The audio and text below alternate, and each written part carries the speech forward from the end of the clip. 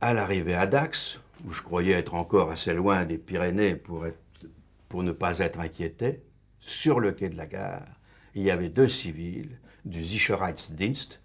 En France, on dit toujours la Gestapo, mais en fait, il y avait les deux. Eux, c'était des gens du SD.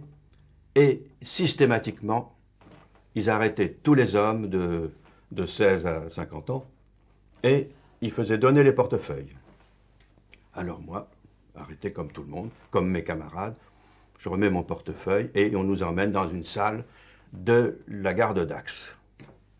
Alors je voyais mon Allemand qui regardait les papiers, un tel, bon, regardait, puis il appelait, le tel, il lui rendait son portefeuille. Bon. Puis tout d'un coup, j'aperçois mon portefeuille qui arrivait. Et il le regarde, il ouvre, il voit les papiers, et il met mon portefeuille dessous. Alors je me suis dit, ça, c'est quand même pas un bon présage.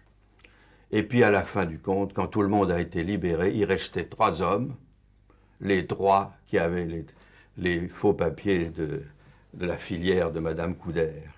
Et alors les Allemands ont commencé à nous entreprendre et à nous dire « Monsieur, votre carte est faussée ».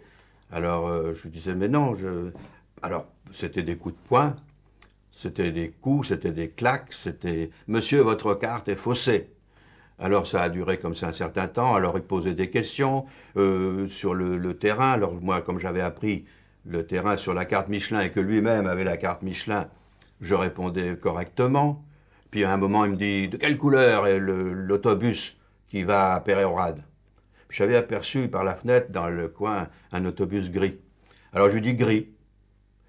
Mais votre carte est faussée, votre carte est faussée. Puis mes camarades étaient entrepris de la même façon. Puis on s'est retrouvés en définitive le nez contre le mur, les mains sur la tête, et ils sont partis dîner.